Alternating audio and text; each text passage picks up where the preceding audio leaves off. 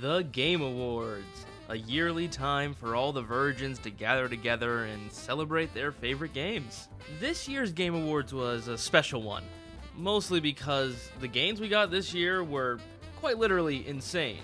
Ignoring all of Geoff Keighley's obsession with Muppets and hyping up Concord 2 as the last reveal of the show for some reason.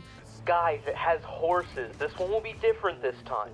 It was a really competitive year. With that said, the main discourse surrounding this whole award show was the sweep from Clair Obscure Expedition 33. Now, I get it. There were so many amazing games that deserve some of the categories. I haven't even played Kingdom Come 2, but I think it deserves Best RPG. And trust me, if anyone hates award sweeps, it's me. And the Game Award goes to Clair Obscure Expedition 33. Clair Obscure Expedition 33. Expedition 33. Clair Obscure Expedition 33. Lauréat Testa. Jennifer English! Mon ami, Clair Obscure Expedition 33. Best multiplayer game. And the Game Award goes to Clair Obscure Expedition 33. I was distraught in 2020 when The Last of Us 2 swept the awards. And yet, I feel extremely different when Clair Obscure swept the awards, and even more so than The Last of Us. Now, personal hot take, I never saw The Last of Us 1 as this out-of-this-world masterpiece. I always saw it as a good 7 out of 10 game. I'm not really a fan of Naughty Dog's game design. The cutscenes and stories are amazing, beautiful, but the gameplay gets so stale so fast in my opinion. Going from point A to point B, shooting and doing whatever, all the same, every single level. The only thing that keeps me engaged is the well-directed cutscenes and story. I felt this way before The Last of Us Part 2 started garnering all this hate for Naughty Dog and Neil Cuckman and whatever the fuck you guys call them. I just think their games are good. Not masterpieces, just good. Fight me. But we're not here to talk about The Last of Us. We're here to address Geoff Keighley having sex with Miss Piggy. You know I would never turn down an invitation from you. Not after Bora Bora. Okay, but for real, we're actually talking about Clair Obscure Expedition 33. I'm sure you probably heard a million things about Clair Obscure Expedition 33, and how it swept the awards, and how nothing else had a chance. And I'm sure you've also heard from people, it really is just that good. Because I'm one of those people. It really is just that good. However, after the Game Awards, I've seen a lot of hate spew out for this game. Most of it baseless, most of it not making a lot of sense. And that's just basic human nature. This game dominated. It dominated so much, in fact, that people were sick of hearing how good it was. Which doesn't make sense, but this is just how fucking people act. I'm not a huge sports guy, but I remember there was a period of time where the Patriots just kept winning over and over again. Everybody fucking hated the Patriots. The only difference here is that more people watch the goddamn Game Awards than the Super Bowl, which I'm just as shocked as you. Sorry, football fans, I'm not trying to say that I'm better than you, I'm just saying that you guys are on the same level as us as losers. No matter how mainstream your hobby is, it's just as bad as the neckbeard gamers. I'm just in a different way, I'm sorry. Bro, come on, please, bro, watch football with me, bro. These grown men I've never met and mean literally everything to me. We can watch them run from one end of the field to the other. My favorite part is when they huddle up and tell secrets to each other. I'll stand in front of the TV and a nervous wreck the whole time, and if my team loses, I'll be in a rotten mood for the rest of the night. Please, bro, the game only lasts like 4 hours. It ain't that bad. The Game Awards also last 4 hours, and you're there to watch reveals / ads for games, just like you're there to watch ads for the Super Bowl. You see the correlation here? Sports fans are just as much as losers as gamers, and they fail to see that. Anyway, I'm getting off topic and I gotta stop myself before I ramble about Madden and 2K. The point I'm trying to make is although people are mad about the award sweeps, Expedition 33 isn't just an amazing game that easily shot into my top 5, seemingly coming out of nowhere, it's also a statement to the industry. I'm sure you've heard that Expedition 33 is the underdog story of the year. Brand new studio founded by a guy who was bored at his job at Ubisoft. went on to find a composer that made the best soundtrack ever, and guess where he was from? Fucking SoundCloud. Went on to find a writer that, worked in fucking finance or something? Like, how is this game possible? This game was also reportedly less than $10 million in budget. How is that possible? How is Pokemon, the biggest media franchise in the world, making horrible, just bullshit games with a $13 million budget? How is Call of Duty putting in $300 million and making even more dog shit? And this game has 10 million, less than 10 million, and just people from random ass fucking places, and it's the best fucking game of the year? This is why the market is collapsing. This game sweeping all these categories, and every person correlating to those categories, having some underdog story to them, is what's important, more than the quality of the game, more than the award. Of course, the quality of the game is what wins the award, but the story behind it and how it came to be is a message in itself. I hope some Ubisoft higher-up was watching that show and just realized they could have had a Game of the Year sweep if they just listened to that guy's ideas. It's been said in interviews time and time again that this game, in a corporate structure like Ubisoft, would take years and years and years to make it just to be approved. This is the issue at the heart of the industry right now. We're gonna pour $300 million into Assassin's Creed and make fucking ray guns and these fucking automated ass cutscenes, and it's gonna make us money and everybody's gonna hate it. Seriously, I'm gonna play out a scene from the very opening of Expedition 33. Spoilers for like the first 20 minutes of the game. Then I'll compare it to a scene from Shadows.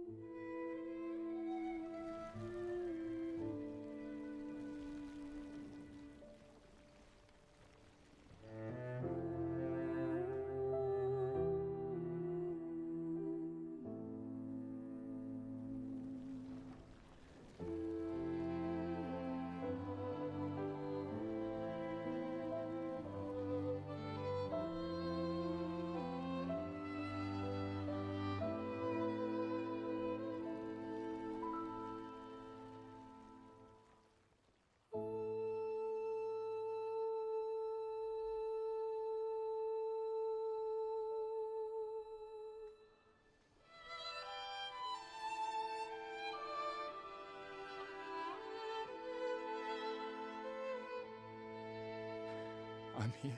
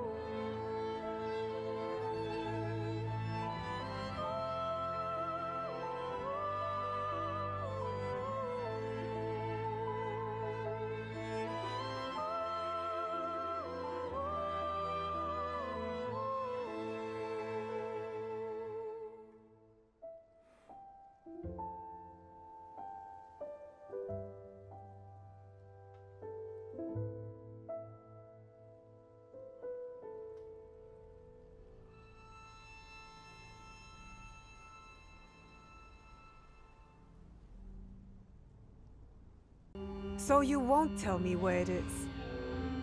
No. Then you're of no use to me at all. You notice how one scene had a person doing something a person would do, making faces of despair, and the other one just had whatever this is. This is pure automation. Ubisoft automates their cutscenes. They don't animate or mocap most of them. Only a select few. They're pretty close, Kinu. Jealous?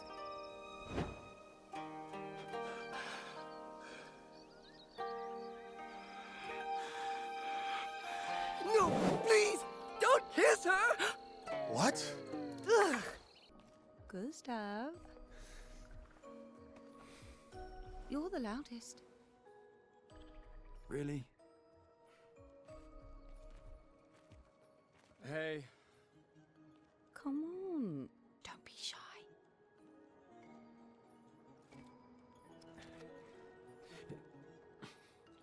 Get out of my way! It's pure laziness in favor of investing most of the budget into paying people who probably don't need to be there and promoting your live service aspects. I'm not exclusively targeting Ubisoft here as much as I like to make fun of them, but just so many other publishers in general. Arc Raiders, for example, while a good game overall, uses AI voices in their games, and that's just to cut corners. And those NPCs sound like shit, by the way. Raiders may not follow orders, but they'll follow a bounty if it's high enough. Look, I know. It's too crowded. I'm working on freeing up some living space for the new arrivals, but I've already run through all my supplies. I'm not an advocate for AI, but this is the one place where I guess it's okay because a multiplayer game, not super story-based, but this is just the start of the end. Developers are going to continue to cut corners. Developers are already doing that with AI-generated assets and investing all their money into the worst monetization practices. What I'm saying is nothing new, but when you look at these awards and you're like, well, why didn't my favorite game win this? Why didn't my favorite game win this? Let's look at art direction, for example. All these games, great art direction. Personally, I voted Ghost of Yotei. I love Ghost of Tsushima and Yotei's art direction. But can you deny this? Look at this. Less than a $10 million budget. Ghost of Yotei is backed by Sony, a huge fucking media group. This is just some fucking indie studio. Jesus. When I first sat down to play Expedition 33, it just came out of nowhere. It was just appearing on my social medias. I think I saw a trailer a long time ago, but I didn't remember the game much. And when I sat down, I just felt like this game was made for me. This game might not be made for you, but you'll enjoy it. I promise. The combat in this game is something that genuinely has never been done before. Maybe not exactly never been done before, but to this extent.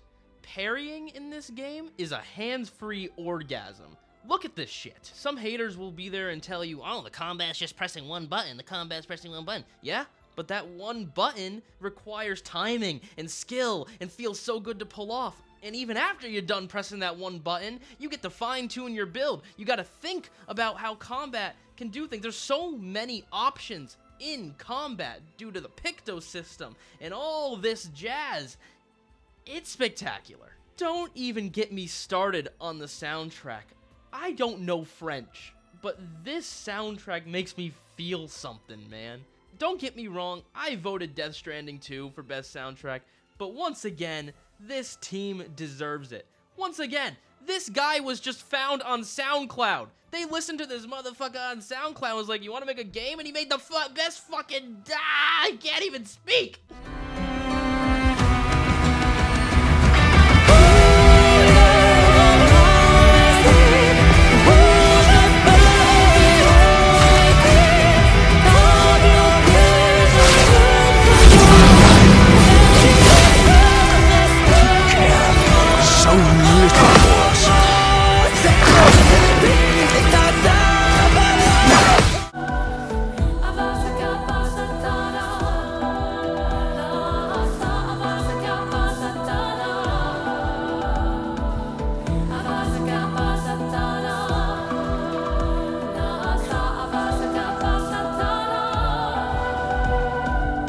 To what I said earlier, I think the reason why I feel so different towards The Last of Us and Clair Obscure's sweeps is because of the people behind them.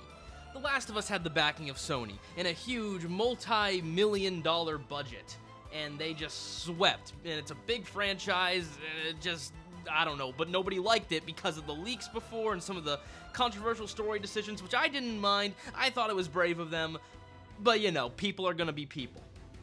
Clair Obscure is a game that just came out of nowhere, super small budget, and would never be approved in a corporate setting, and that's why it's so important.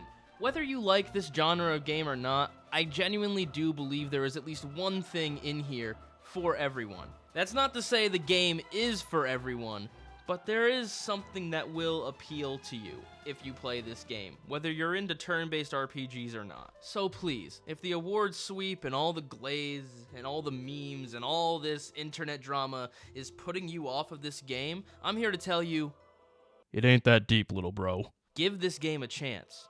I didn't even mention that this game's base price is $50. That is $20 under the average MSRP of a game. It's fucking astounding. So, with that said, please, give this game a chance. Don't let any of the online hate deter you.